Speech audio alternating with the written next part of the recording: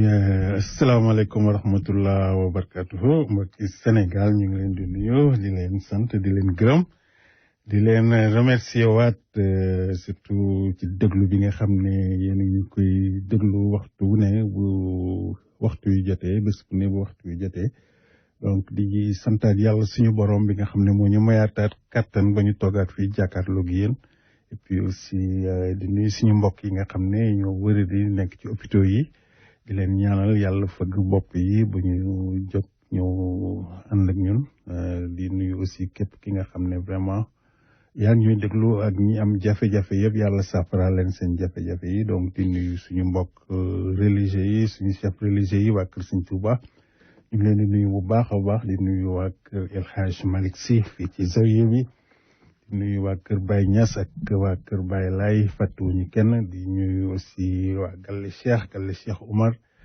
hay goore mon bandiraɓe min jejjitani min calmini on min juurima on min ñaaguima on duwaw min neldi on kadi duwaw o ko Amadou Moudou Diallo walla mbiya Baboy Kane kañum wonɗo e micro radio APR pour yidde yewtidde e moon surtout ko ummi cuuɗi men to e ko feewe surtout banggue politique e banggue réalisation ji ɗi ganduɗa hono mawɗo ni nana waɗɗum donc e salminde on e juurade on e surtout kadi bismade on e ngoɗo radio onno jomiraɗo kadi joom bawɗe baɗe o hokki en kadi kattan nde jottaɗe ɗo arde ɗo kadi yewtide moon donc en calmini kadi bandiraɓe wonɓe Brooklyn ɓe foof Bassirou Ndiaye capitaine d'équipe min calmini min juurimama min calmini aussi Elfikki Agne walla mbiya siksi men cheikh Thioune en Hammadine Niang en Alassane Niang en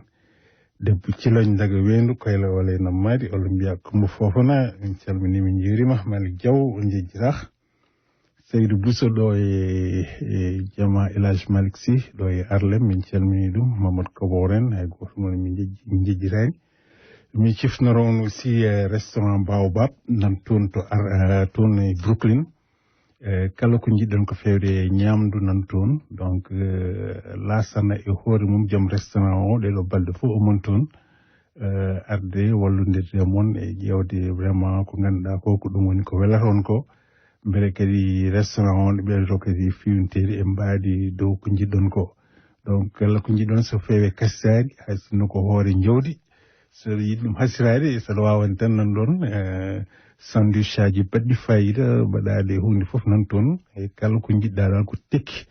nde wonno kasitari jogui ɗum koko tekki ko kasitari fo tekka saɗa ñalde dow jaam te kadi ko jangol koye saaha jangol gonɗen ñamdu moƴƴudu kadi ina moƴƴi hen nde wonno liggueyaji ina muusi e wasde softude nde kadi e wadde coftal kewgal e ɓalli men kadi ɗum fof kadi ina moƴƴi jeeyen ƴeewen restaurant o nde wonno kañum kadi jaggani en ɗo e radio ngo ɗum ne kadi min ñaagui on onon aussi mbattanimaɓe haqqille nde wonno kala ko jiɗɗon so hoɓɓe moon so sukaɓe moon foof noon rewɓe saaha e saaha kadi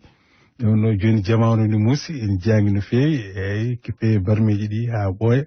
wala jon ƴeewen Lassana wala kala ko jiɗɗon e ñamdu tew juɗagu defagu liɗɗi maaro kala ko jiɗɗon nan toon donc jeehe ƴeewoye Lassana kanko woni ɗon e Fulton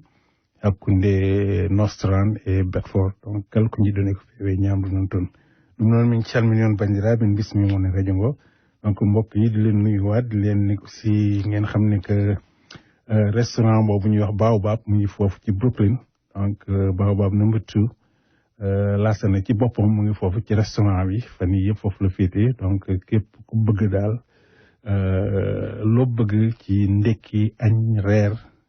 dem leen seeti Lassana dem leen seeti Baobab restaurant boobu nekk Brooklyn nga xam ne lépp lu ngeen soxla bopp xar bu ngeen ko bëggee ndekki am na fa lépp sandwich yi ñuy defar ba mu baax vraiment ay shawarma lépp nga fa lépp lu ngeen bëgg daal jën yi ñuy lakk yàpp yeeg yëpp nga fa donc vraiment sedd bi metti na donc baax na aussi ñu noppal soxna yi tuuti voilà ñu bàyyi dem seeti Lassana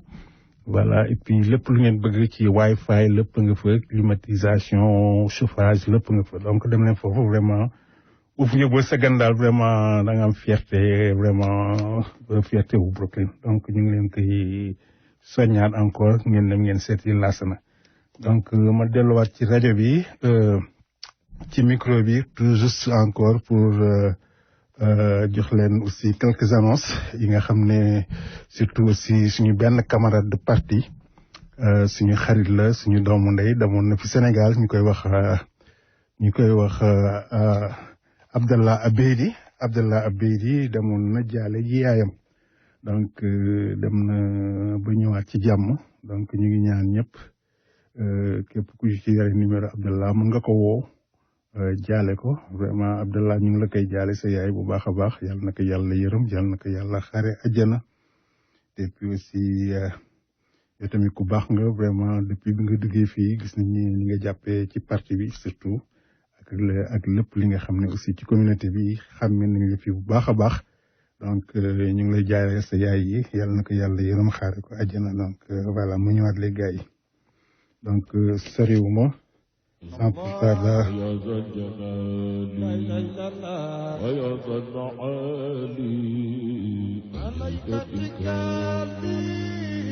يا ذا الجلال ويا ذا الجلال الله ويا ذا الجلال لا اله الا الله ويا ذا المعالي عليك الرجال يا ذا الجلال ويا ذا الجمال ويا ذا المعالي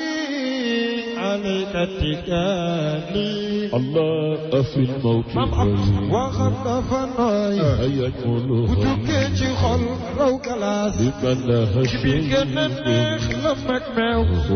يسكر كما مدبع يا ذا الجلال ويا ذا الجمال ويا ذا المعالي عليك التكالي الله أرى أصبحا وفك يمنا ويصدق جبل تقي ودقر ولكن تلجي دولار ربي جري يا ذا الجلال ويا ذا الجمال ويا ذا المعالي عليك التكالي الله طريق التوحيد وخفف النخ وزاد ودكيت خل روك لاس كبير كان النخ لمك ماو نسكر كما مطبع يا ذا الجلال ويا ذا الجمال ويا ذا المعالي عليك التكالي waaw gars yi loolu moo ñuy dugal ci émission bi Mame Abdou donc dañu ko doyal benn yoon donc aussi di souhaiter nit ñi une bonne et heureuse année parce que at bi jeex na ba pare donc li ci des bareetul donc ay fan rek ci des di ñaanal ñëpp di ñaanal aussi son excellence le président de la république Macky Sall li nga xam ne yéene na ko Sénégal ak li nga xam ne sumbal ko Sénégal vraiment yàlla may ko ci ndam yàlla may ko mu àggali projet yi nga xam ne vraiment macha allah ñëpp nga koy ñee monde entier Sénégal muy nga dem Afrique vraiment keroog rek la ñu gis président wu Gabon bi ñëwoon ba Ndakaaru fekkee inauguration wu aéroport bi mais man bu ma demee naa tàmbaliwaat aéroport bu demee nii donc ñun dañ defoon que ni Gabon réew mu naat la donc dépassé woon na yi bu yàgg mais macha allah ba tey loolu rek mooy àqu dëkkandoo donc c'est bon de temps en temps ngay xool say dëkkandoo donc di souhaiter ñëpp bonne et heureuse année di ko souhaiter à son excellence le président de la république et la première dame ak suñu partenaires yi suñu APR suñuy déglukatu rajo yi nekk fii muy opposition bi di parti au pouvoir bi ñëpp yéen ñëpp ñu leen di souhaiter une très bonne et heureuse année et puis aussi pour fàttali que le maire de New York nee na que bu fi kenn indi oto bisu 31 décembre loolu moom xamoon nañ ko mais seulement nee nañu amuñu benn traite amul dara li nga xam ne lii c'est en danger wala ku leen di menacer mais par précaution rek bëgguñu benn oto buy ñëw ci booru Times Square parce que aussi bañ nañ ko ba plus de 25 parking yi nga xam ne yi nekkoon booru Times Square wala ci biir Times Square yooyu yëpp tëj nañ ko alors loolu la pour précaution la rek affaire sécurité donc ñu bàyyi ci xel bu baax a baax parce que indi oto aussi da ngay lor sa bopp rek te surtout suñu chauffeur de taxi yi aussi ñu wax leen ni aussi bés bu nar a sedd la te xam naa ne loolu nouvelle bu rëy la danañ ko bëgg lool donc voilà di leen souhaiter aussi tous les taximans yi nga xam ne ñu ngi fii ci boor yi di ñuy déglu une bonne et heureuse année 2018. Et puis aussi comme ni ma leen koy waxee rek ni ma leen koy faral defee toujours naa jaar ci football bi mais football bi dafa am événement bi nga xam ne mosu fi am voilà kooku ñuy wax George Weah moom rek moo mas a nekk ballon d'or di africain moom rek moo ko mas a nekk. Alors bi muy paree ci football bi ne day engagé wu ci politique bi alors bi mu ñëwee il y a 4 ans wala 8 ans yi passé jëloon na ci ne dafa bëgg a nekk président mu dem ñu daan ko mais taxul mu bàyyi mais tey yàlla may na ko ndam mu nekk président wu Libéria donc tey gagné na élection yi à 61% loolu moom laam-laami sax kiiwuñu ko ñu ngi koy ñaanal di ko ñaanal vraiment lii nag nekk ndamu sportif yëpp parce que man dinaa ci gis sama bopp parce que sport neex na ma lool te aussi George Weah bi nga xam ne man suivroon naa carrière am bu baax a baax ba muy nekk xale bu ndaw en 88 defe naa la demoon équipe boobu ñuy wax Monaco foofu la commencé après ñu génne mu jóge foofu dem Paris Saint-Germain ba mu fa jógee la dem Milan ba mu ñëwee Milan fa la nekkee ballon d'or FIFA waxuma ballon d'or d'Afrique donc ballon d'or FIFA bi benn africain mos ko nekk donc il est le seul et unique africain bi nga xam ne mos na nekk ballon d'or voilà ballon d'or du monde voilà loolu nag ab xéewal la ak vraiment xarañteef la donc benn footballeur africain mosul toll foofu donc moom rek moo fa toll donc football na équipe boobu aussi ñuy wax Chelsea football na jaar na aussi Manchester jaar na équipe yu mag yëpp parce que xëccoo nañu fii ki ñuy wax George Weah donc tey mu nekk le président de la République Libéria ñu ngi ko koy ñaanal parce que aussi Libéria de réew la bi nga xam ne aussi dafa bëri woon ay tolof parce que ay affaire xeetoo dafa nekk voilà xam nga ni Libéria bon dafa am ñi nga xam ne dañ judd foofu seen cosaan yëpp ay africain lañu mais am na ñi nga xam ne aussi bi ñuy demee États-Unis dañu bëggoon ñibbisiwaat ñu jël leen ñu tànn benn réew ci Afrique mu Libéria ñu yóbbu leen foofu donc ñooñu nag ràññee seen bopp ak ñeneen ñi donc ñuy souvent ñuy jàppante ki yooyu donc ñu leen di ñaanal yooyu nekk li nga xam ne vraiment dépassé nañ ko vraiment ñu dugg ci alternance bi nga xam ne vraiment pour la première fois lii di am donc ñu jóge foofu daal ba suqaliku ba génn ci problème yi donc encore une fois ñu féliciter George Weah di féliciter aussi tous les Libériens voilà loolu aussi suñu waa parti muy APR donc fii ci Manhattan ñu ngi leen di soñu pour mardi bi di ñëw incha allah danañu def réunion de bureau donc réunion section bi donc mardi bi di ñëw incha allah ci association des Sénégalais d'Amérique donc danañu ko def ci WhatsApp bi et puis aussi danañ ko def aussi si ci texte message donc ñëpp jot ci voilà donc aussi di féliciter le président de la République ci li nga xam ne moom moo ko fi jëkk a def mooy prix bi nga xam ne mooy enseignants yi alors dañ leen jox benn raaya pour la première fois pour rek génne Sénégal ci jafe-jafe yi nga xam ne moo fi nekkoon mooy raxas jikko yi parce que enseignant boo ko waxee rek loo ci xam ci moom rek mooy ñaxtu donc foo fekk enseignant mu ngi grève yaa ngi takk ay brassard rouge suñu bopp day metti ay prime la ñu bëgg ay logement la ñu bëgg foo leen fekk chaque année pour la première fois année bi passée donc dégguñu leen benn yoon ñuy ñaxtu donc loolu xéwal la c'est fait que président de la République bëgg na changer jikko yu sénégalais yi bëgg na changer aussi jikko enseignants yi donc mu créé raaya bi nga xam ne que dañuy décorer ki nga xam ne kii moom lañ ci gën a ràññee ci enseignants yi mooy ki nga xam ne kii ñaxtuwul et puis day jàngale normalement di élèves yi muy jàngale amay notes yu sérieux te doon ki nga xam ne ki tamit da nga fidèle ci sa position pas bés bu nekk damay dem ngénte sama bopp day metti sama kii day kii xam nga donc yooyu le président bëgg raxas bëgg dindi di defaraat vraiment bopp nit ñi donc xam nga aussi lii boo gisee ku ñuy jël 10 millions di la ko may deuxième prix ki 4 millions ki 3 millions loolu tamit bon boo ko dugalee si sa bopp rek de ce fait que boobaa aussi da nga xam ne la nga doon def loolu dëgërul woon donc dañuy defoon suñu bopp rek lépp daal si sur le terrain ay xeex la ki xuloo mais léegi am na beneen voie bi nga xam ne vraiment war nañ fa jaar ba loolu jóge Sénégal donc merci encore monsieur le président ci idée boobu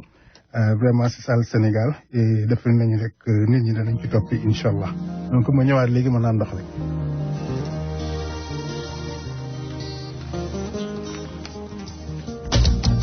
Président Macky yaa ñu digoon un Sénégal émergent yaaraama yow te ñu ci yoonu émergence. da nga ñëw di doon un Sénégal émergent gàcce nga laama yow maa ngi ci yoonu émergence. otoraay bi nga tàmbali moo gën a neex di yow président bu doon Sénégal émergent carte la ñu ne yaa gën ni aat bi ndax Sénégal bi foogoon na ne dootuñu ma sëyee otoraay.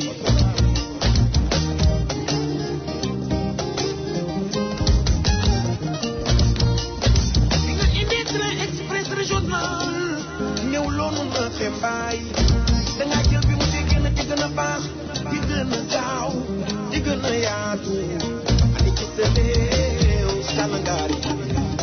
bii montu exactement man ko di man ba ca teenal montu diesel électrique la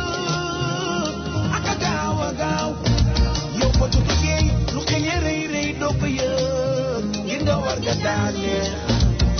waxtu néew jëf bari lool yow président. waaw. lii la réew mi laaj. wax jën néew na lool jëf ju bari lool kooku mooy le président de la république son excellence Macky Sall donc loolu mooy li nga xam ne lii des fois boo ko waxee rek mu tàng xolu ni ñenn ñi et puis lenn la rek bon loolu mu tàng xolam aussi bon yaay jëlal yaay borom parce que man naa koy wax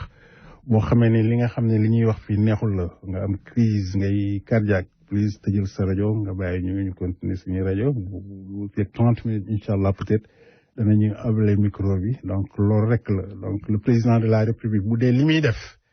alors yow ngay doomu Sénégal ngay doomu sénégalais màgge Sénégal juddoo Sénégal du tiituroo Sénégal alors loolu boo ko kiiwee muy metti sa bopp muy metti sa xol vraiment loolu ñun amaluñ ko garab donc vraiment amaluñ ko garab donc loolu borom war na seetaat boppam parce que le fait que bu ñu tuddee nit ki wala nit ki li muy def lii lépp yow li la ci intéressé rek mooy jëmmu nit ki neexu la nit ki fa mu jógee neexu la ki mi doon neexu la donc loolu ay mettitu xol la yi nga xam ne yàkkati sa bopp kooku ñun mënuñu ci dara donc peut-être ci yow la donc war nga seetaat sa bopp en tout cas le président de la république nit ki bëgg ko bañ ko li mu fi def kenn defu ko 5 ans yi mu fi def kenn defu ko bu dee loolu nag day metti xol nag loolu ñun mënuñu ci dara voilà tey suñu émission bi dañ def tuuti rétrospective delluwaat tuuti ci ginnaaw surtout aussi li nga xam ne ni mooy réalisation président de la république loolu du fi xej mais seulement ciblé nañu peut-être benn région muy la Casamance peut-être aussi un tout petit peu ci Thiès parce que man gëm naa le président de la république tey doomu Thiès man waxoon naa ko fi juddoo Thiès màgge Thiès nga gis li muy def Thiès nga xam ne kenn mësu ko fa def yow ngay taxaw di ŋàññi le président de la république yow doomu Thiès te puis gëmuma ne aussi sa patriotisme comme Sénégal ñor na la man gëm naa ne sax Talla Sylla am na lu mu ci wax donc am na li mu ci wax peut-être c'est un politicien bu ñu waxee ñu ne politicien la mais en tout cas bu ci temps bi kiiwee aussi danañ ñëwaat ci loolu mais pour l'instant moom fii li fi ñor mooy li nga xam ne ni réalisation yi nga xam ne defoon na ko ci dëkk boobu ñuy wax dans la région de Casamance donc loolu bëgg nañ ci ñëw bu ñu ko temps permettre ñu ñëw ci bu baax a baax donc maa ngi ñëwaat léegi ma préparé loolu rek defaat ko en ordre voilà.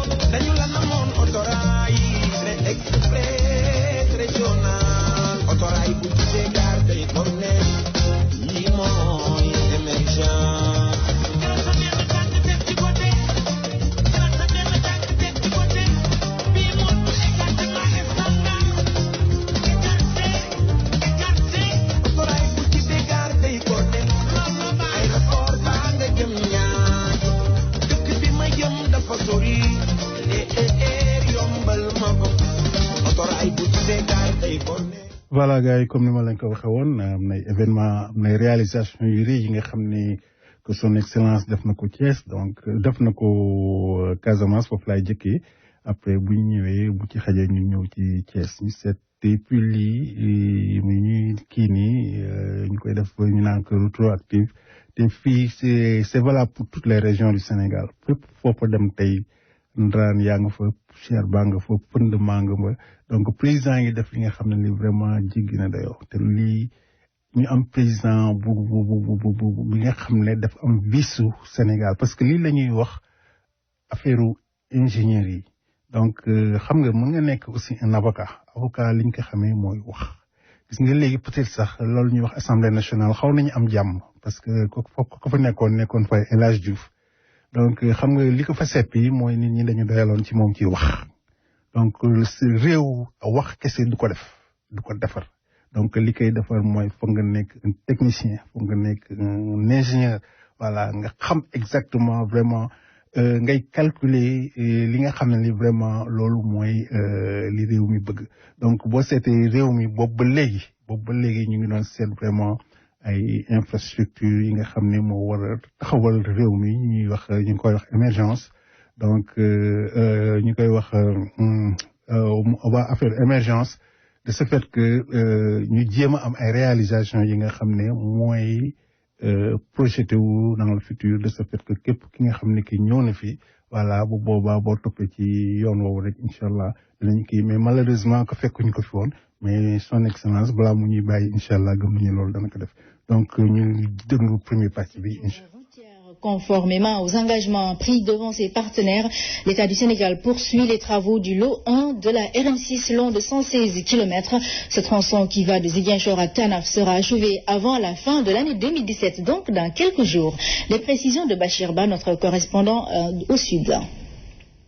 Le gouvernement américain avait financé la réhabilitation de la RN6 de Ziguinchor à Kounkané. En 2015, à la fin du programme, le lot 1 allant de Ziguinchor à Tanaf n'était pas achevé. L'État du Sénégal avait pris l'engagement de terminer les travaux. Sur les 116 kilomètres, il reste environ 600 mètres. Un peu moins d'1 kilomètre, on parle de 700 à 600 mètres. En fait, c'est une pose de pavage qu'il faut, donc au niveau des deux ponts qui nous restent. Et je crois que d'ici la fin de l'année, effectivement, ce travail-là sera complètement terminé. Et globalement, donc, le travail, en tout cas, en ce qui concerne cette Nationale 6, va être définitivement donc réceptionné. L'axe Ziguinchor-Tanaf est constitué de bitume et de pavés à des endroits. On est dans des zones dites compressibles et compte tenu de la sensibilité des sols dans ces zones, il a été prévu donc de mettre en œuvre des chaussées en pavé. Et comme vous le voyez ici dans la zone, on est dans des zones de pose de pavés donc qui emploient énormément de main-d'œuvre, ce qui est une approche IMO extrêmement importante pour l'emploi des jeunes dans la localité, donc dans la zone de Ziguinchor. La RN6 relie les trois régions de la Casamance naturelle. Sur cet axe vit une population active, une population qui salue cette réalisation. Il a fallu que nous restions encore pendant plus de 9 mois à attendre, mais Dieu merci, on commence à voir le bout du tunnel parce que bientôt l'achèvement des travaux. C'était une curiosité des commentaires que j'avais entendus des uns et des autres, qu'elle avait été bien faite. Et quand je suis arrivé le mardi, mercredi, j'étais à Kolda, j'ai constaté des visites pour ne pas tomber en cours de route, apprécier que non seulement il y a le désengorgement de la voie pour aller faciliter un peu le déplacement des populations, mais elle est magnifiquement bien faite. Peut-être 3h30 daal lu mu métti ak wala 4h plus daal da ngay yegg bu njëkk ba da ngay def 7h 8h temps 9h temps ci digg bi boobu yoon bi yàqu na bo mujj ga sax bàyyoon nañ yoon bi sax à cause de état yoon bi dañ doon wëri jaar par jaarume. Jadis délaissée par les usagers, la RN6 revit au grand bonheur des habitants de ces localités. Nous restons dans la zone où l'Agence nationale des énergies renouvelables sensibilise sur les opportunités des énergies renouvelables à Ziguinchor précisément. Plusieurs activités dont l'installation de séchoirs solaires au quai de pêche ont rythmé cette caravane de sensibilisation. Nous retrouvons l'autre correspondant au sud, Abdoulaziz Ban. Cette caravane a permis au directeur de l'Agence nationale pour les énergies renouvelables et à sa délégation de se rendre au quai de pêche de Ziguinchor. Ils ont visité les séchoirs solaires, plus connus sous le nom de Kiraï, installés par l'agence. Il s'agit ici pour l'ANER d'accompagner les femmes transformatrices de produits halieutiques à développer davantage leur activité.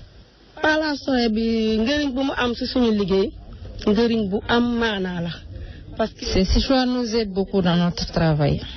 C'est une aubaine pour nous de les avoir ici. Nous remercions l'agence qui nous a permis de les avoir. Et nous aurons des produits en qualité et en quantité. C'est des clés de séchage qui sont très modernes et qui sont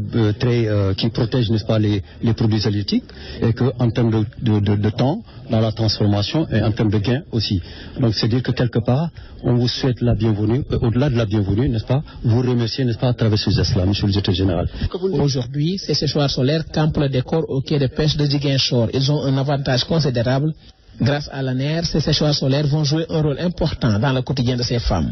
Le séchage se faisait, ils étalaient ça sur le sol avec tous les risques. Maintenant, il y a l'hygiène parce que c'est dans des trucs fermés, mais également il y a un gain sur le poids, donc sur le rendement. On avait auparavant installé Kayar et Sendou. Nous avons constaté effectivement des gains de plus de 30 à 40%, parfois même plus. Donc des produits qui sont séchés dans la journée. Donc ça, c'est également un gain extraordinaire. Pendant l'hivernage, vous mettez vos produits là-dedans, vous n'avez pas besoin de revenir à lever quand il pleut. Surtout en cas il pleut beaucoup. De même, quand il pleut, les produits restent à l'intérieur de ces clés. La nuit également. Ainsi, cette campagne de sensibilisation sur les opportunités offertes par les énergies renouvelables a été l'occasion de revenir sur la politique énergétique et sur les résultats obtenus à travers ce panel sur le rôle des énergies renouvelables dans le développement local et cette exposition de matériel et d'équipements d'énergie renouvelable. L'année.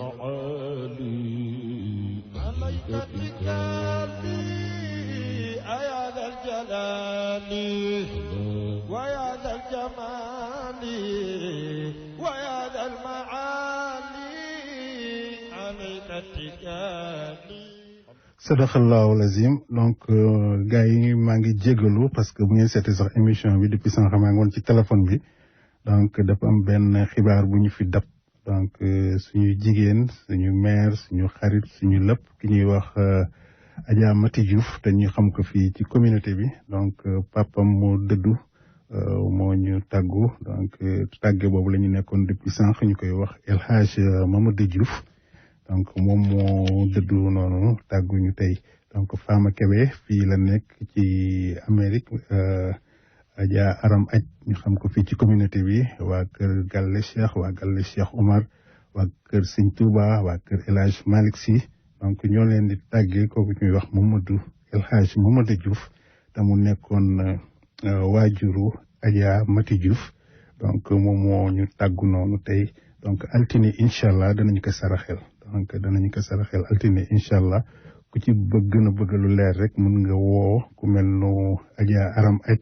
wala moom ci boppam Mati Diouf wala ñoom Fama Kébé koo ci woo rek dana la ci jox information yu gën a leer donc Adja Mati Diouf ñu ngi la koy jaale yàlla na ko yàlla yërëm te yéexee ñu yàlla na ngeen koy yàgg saraxel donc merci ñun ñëpp ñu ngi leen di koy tàggee. ku fekkee jamonoom jàppal sa mooy ku dëgër dale jëriñ kii du la nar. donc gars yi ma jégaluwaat donc loolu moo doon perturbation émission bi donc ñu ñëw suñu deuxième partie surtout liñ doon wax rek ci li nga xam ne mooy réalisation président de la République surtout foofu ci Casamance.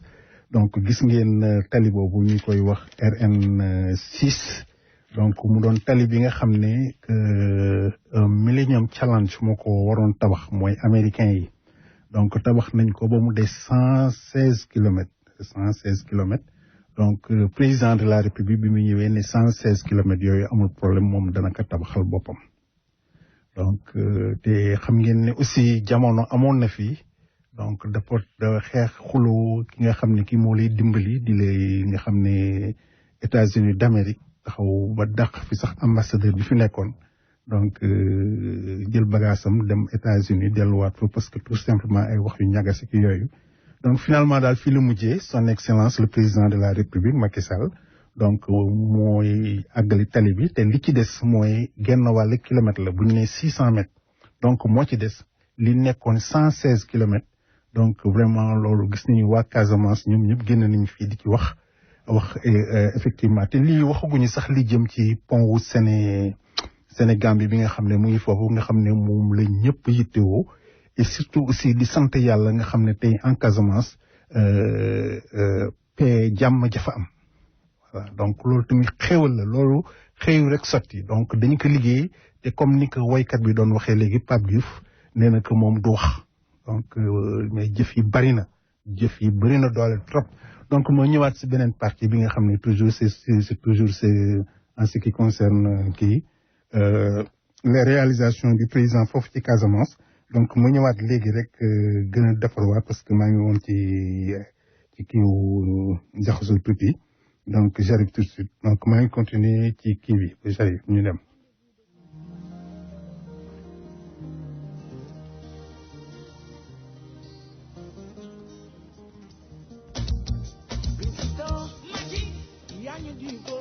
Sénégal émergent yaaraama yow ak ñu ci yoonu émergence président da nga ñëw di doon ni d'épuration ethnique des acteurs. Voilà donc maa ngi ñëw ci beneen partie bi nga xam ne aussi moo gën a englobé li nga xam ne mooy réalisation bi donc voilà. Et c'est le président Libéria. La rétro-région accueille ce soir la Casamance naturelle, une région qui a vécu beaucoup de changements positifs en 2017. Les infrastructures ont connu une accélération au moment où la relance du tourisme prenait forme. Casamance 2017, c'est avec Abdoulaziz Ban. Pour les trois régions naturelles de la Casamance, l'année 2017 restera celle des grands changements. Ziguinchor, Kolda et Sédhiou ont bénéficié des projets et programmes de l'État du Sénégal durant cette année, ce qui a permis de changer leur visage. Des chantiers en cours d'exécution, des infrastructures sont visibles. En Casamance, le plan Sénégal émergent a joué un très grand rôle dans la mise en place d'infrastructures au grand bonheur des populations. Le plan Sénégal émergent est en marche en Casamance et l'année 2017 a permis d'en avoir le cœur net. Dans ces trois régions, l'impact du PSE est réel et visible dans tous les secteurs d'activité. La région de Sédhiou est en chantier et les travaux au niveau de la boucle du Boudjé sont en cours d'exécution. Cette boucle du Boudjé, longue de 55 km, va coûter plus de 2 milliards de francs CFA. À cela vient s'ajouter la fin des travaux de la route nationale numéro 6 avant la fin de l'année 2017. Les travaux avancent à grands pas. Il y a aussi le démarrage des travaux de la boucle du Flado, longue de 170 km pour un coût de 26 milliards de francs CFA. La route Kolda-Pata est déjà disponible, mais son bitumage et son extension jusqu'à Médina Yoro Foulah sont prévus en début d'année 2018. Le PUDC et le PUMA ont joué un rôle important dans le développement de la Casamance durant l'année 2017. Ainsi, ces deux programmes ont largement contribué à la mise en place d'infrastructures dans la partie sud du pays. Pour la bonne marche du PUMA dans la région naturelle, une série d'activités a permis au courant de l'année de poser des actes importants avec à la clé 46 milliards de francs CFA pour Sédhiou, 55 milliards de francs CFA pour Ziguinchor et 58 milliards de francs CFA pour la région de Kolda. Pour l'enseignement supérieur, la Casamance s'est taillée la part belle. Les travaux d'extension de l'université Assane Seck de Ziguinchor sont en bonne voie. Les espaces numériques ouverts de Kolda, Sédhiou et Ziguinchor sont au stade de finition, de même que le chantier du centre délocalisé de l'université Assane Seck à Kolda. Le secteur de la santé n'est également pas en reste. Des efforts ont été consentis durant l'année pour relever le plateau technique des trois régions. En 2017, il a été surtout question d'améliorer le système de santé afin de rendre performantes les structures de santé.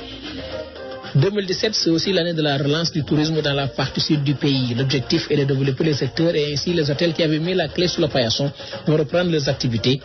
Une très bonne nouvelle pour les acteurs du secteur touristique. En 2017, la Casamance a reçu la visite d'hôtes de marque. À noter la visite de la reine d'Espagne. Elle s'est rendue dans la ferme familiale Natangé située à Oukout.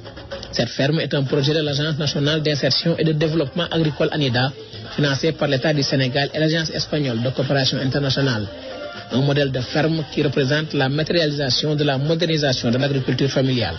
Le nouvel ambassadeur des États-Unis au Sénégal a également séjourné en Casamance, à Ziguinchor, Kolda et Sédhiou. Il a visité les réalisations de son gouvernement. Il a aussi magnifié les relations entre le Sénégal et les États-Unis d'Amérique. Ainsi, 2017 a été une année de profonds et d'importants changements en Casamance, des changements qui ont impacté positivement sur la vie des populations.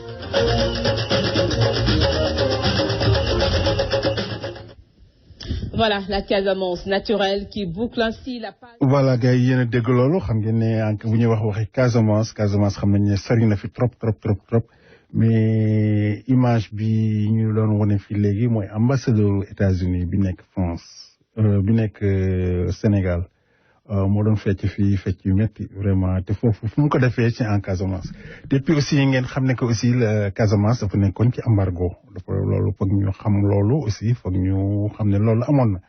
tubaab yëpp mooy ñi nekkoon Europe les Européens les Américains dañuy newoon ne seeni doom bu ñu fay dem bu ñu fa demati voilà donc mu doon consigne bu garaaw pour Sénégal parce que yàqoon na lu bare presque 60% ci tourisme Sénégal arrêté woon na ko parce que tourisme Sénégal boo ni tourisme sans la Casamance vraiment xam nga day na waar voilà léegi le président de la République aussi nee na képp kuy yëngatu ci tourisme foofu côté ci biir dëkk bi surtout en Casamance lépp li jëmoon ci ay TVA ay taxes ak yooyu yëpp baal nañ la ko donc fii 10 ans doo ci fay dara donc loolu lenn la li nga xam ne pour suqali le tourisme foofu ci côté Casamance. donc aussi embargo bi nga xam ne européens yi ak américains yi defoon nañu ko loolu teggi nañ ko tey autorisé nañu seeni doom nañu dem Casamance nañu dugg ci biir Casamance nañu tu vois donc rax ci dool nag li nga xam ne son excellence mu ngi koy def pour vraiment décentraliser wala sax ruq boobu nga xam ne Casamance foofu la nekk pour dem fa ni mu jafee vraiment ñu ngi ci ay travaux yu nga xam ne mu ngi dara donc surtout le pont là pont bi ñuy tabax foofu en Casamance et la Gambie voilà ak tali yi ak TER bi nga xam ne première phase bi foofu lañ toll tey ñu ngi toll ci première phase bi mais troisième phase bi c'est pour aller jusqu'en Casamance dem aussi ba biir Matam ci biir yooyu parce que loolu leneen la danañ ci def beneen programme beneen waxtaan mais loolu ku gis ku la koy defal vraiment loolu sant yàlla la donc aussi mu ñëwaat ci beneen phase bi nga xam ne aussi que toujours ci li nga xam ne mooy le président de la République mu ngi koy def di ko defal réew mi def li nga xam ne que c'est des promesses ay xaalis yi nga xam ne promettre na ko bépp état bépp région ne nañ fa def ay investissement yu day noonu mais ku nekk nag mën na ko ŋàññi ba mu des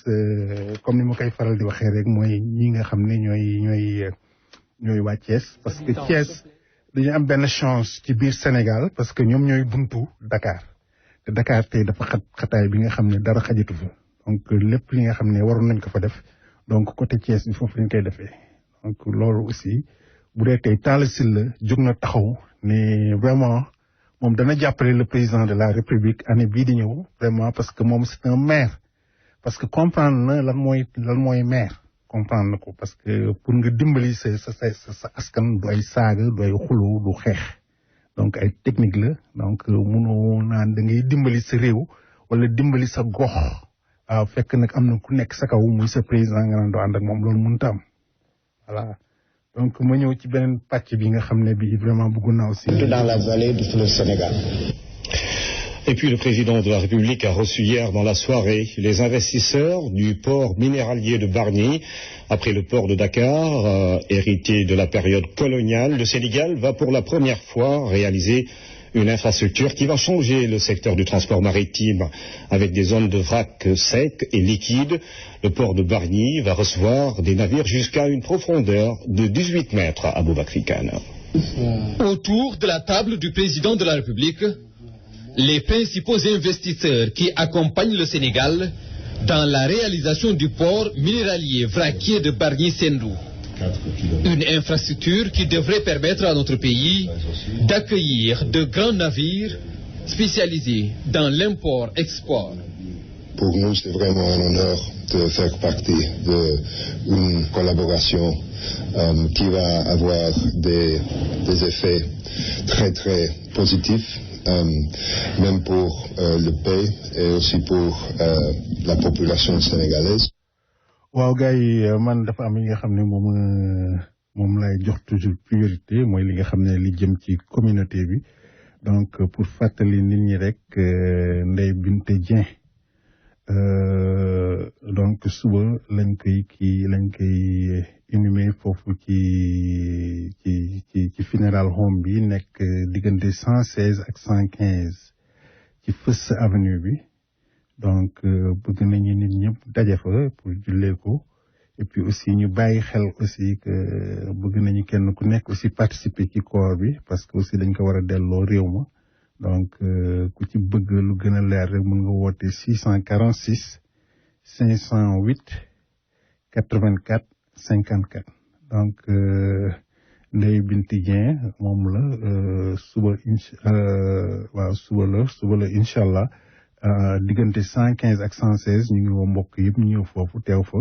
teew bu ñuy ku fa ñëw aussi na indaale dara pour vraiment jàppale koor bi na xamu dellu Sénégal donc di ko jaalewaat communauté bi yëpp donc di jégalu encore ci coupure boobu ma def léegi mais ci la bokk ci communauté bi loolu la ñuy jitteel d'abord donc merci encore delluwaat ci fi nga xam ne fa donc jégalu ci loolu ñëwaat encore tuuti rek ci fi ñu nekkoon voilà donc maa ngi ñëw gars yi soriwuma tegal leen tuuti musique et puis ñu ñëwaat encore voilà maa ngi ñëw de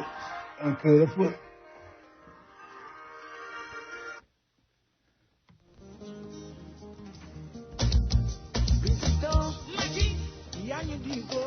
Sénégal émergent yaaraama yow ñu ngi ci yoonu émergence président Macky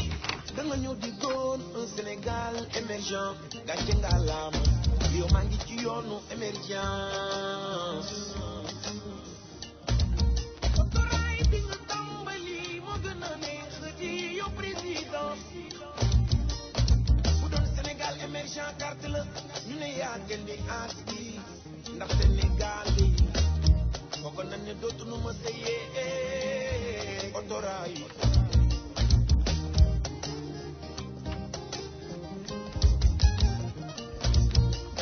di nga indi train express régional ñëw loonu na xembaay da ngaa jël bi mu di gën a ci gën a baax di gën a gaaw di gën a yaatu di ci sëleew sàllangaar yi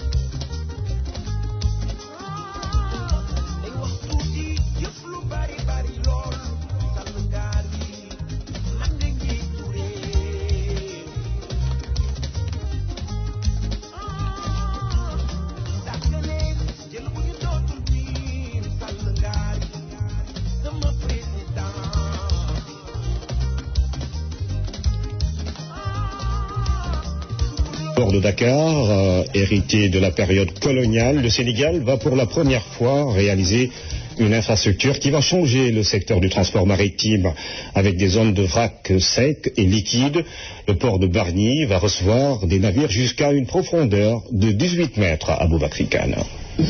Autour de la table du président de la République, les principaux investisseurs qui accompagnent le Sénégal dans la réalisation du port minéralier vraquier de Bargny-Sendou. Une infrastructure qui devrait permettre à notre pays d'accueillir de grands navires spécialisés dans l'import-export. Pour nous, c'est vraiment un honneur de faire partie d'une collaboration qui va avoir des effets très très positifs, même pour le pays et aussi pour la population sénégalaise. Pour la première fois, on peut accueillir dans les eaux sénégalaises des très grands navires et on va avoir une vraie compétitivité. Avec un montage financier intelligent qui avoisine les 300 milliards de francs CFA, le port de Bargny va aider à désengorger celui de Dakar, une révolution dans le secteur du transport maritime. On prévoit que ce port peut être pas seulement un port pour Sénégal, mais aussi qui va être comme un hub pour toute l'Afrique ouest. Ce port va accueillir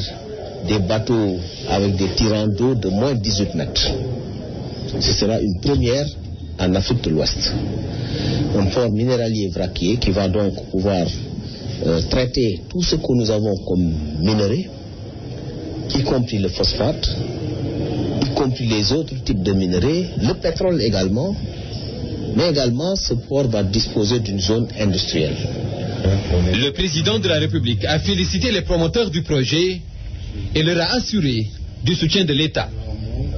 La découverte de gaz et de pétrole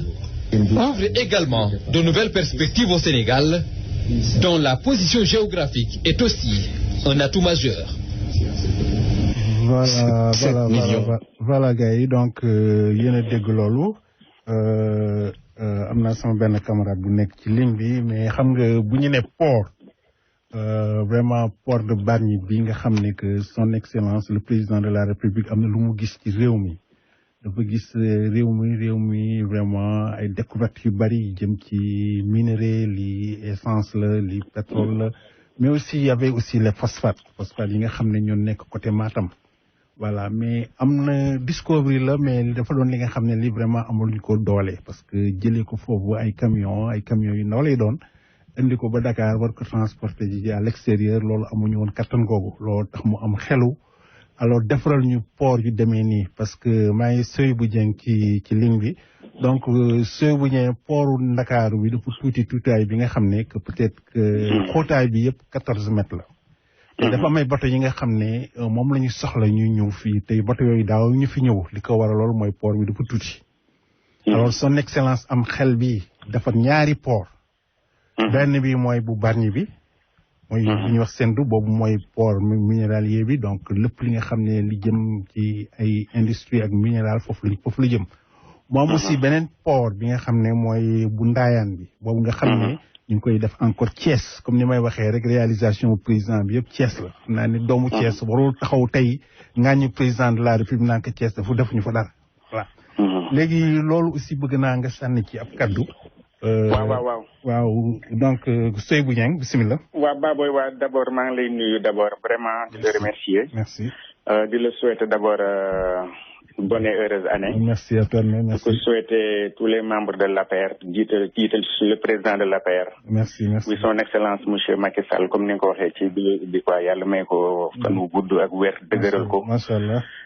taxawu ko ba vraiment fi mu naal yi mu naal mu yeggale ko ak jàmm ñun ñëpp ñu fekke ko. Absolument. xam nga Baboy vision dafa baax. parce que duñ ne découverte yi ñu def au Sénégal yëpp pétrole baa ngi nii gaz baa ngi nii. fer bi comme ni nga ko waxee ak la sous-région yooyu yëpp dañu compter ci Sénégal fi mu nekk nii xam nga mentionné nga ko sànq. wallaay. doo toog nag bu mu ne jot na ngay tëb ngay tëb parce que transporter génn bitim réew di yóbbu exporter dafa cher. wallaay. te xam nga léegi on parle de ay cargo la ñuy wax ay bateau yu kii grand standing. absolument yoo xamante ne port Dakar bi xam nga ne genn wàllu bateau yooyu sax mënu ko woon jël. absolument bu daan ñëw foofu dana am ay problème man gis naa ay j'avais des copains yu doon liggéey foofu. Dakar Marine dañ daan obligé des fois sax di toj ay kii foofu ay pour bateau yi nga xamante ne dañu seen hauteur bi dafay sori lool ci géej. xaju fa rek ci suuf waa xaju fa waa dañ doon def ay kéemaan yu bëree bëri pour bateau yi mën a dugg si. ki ñu yore nag moom macha allah ni mu teeroo train express bi pour aéroport bi. gis nga noonu la teeroo port yi. pour bateau yi. waaye incha allah rabi bu ko defee loolu yëpp xaalis lay doon économie lay doon. muy alal joo xamante ci réew mi lay yem doomu réew mi di ci liggéey. absolument réew mi di ci bénéficier ku mel nii nag buñ ko amee vraiment ñaanal ko yàlla rek la ñu war a def. voilà mais di taxaw di ko jéem a ŋaañ ak yooyu yëpp yëfi soxor la rek yoo xamante ne bon vraiment ni nga ko waxee léegi la rek dafa bokkul ci patriotisme nanguwul yenn yi. patriotisme laajul yenn yi nit ki mën nga ko dal ci kawam ci bilan yi ak yu mu demee noonu xam nga naan mënoon nga dugal fii wala lii mënoon moo priorité yeeg yooyu mais bu fekkente ne bon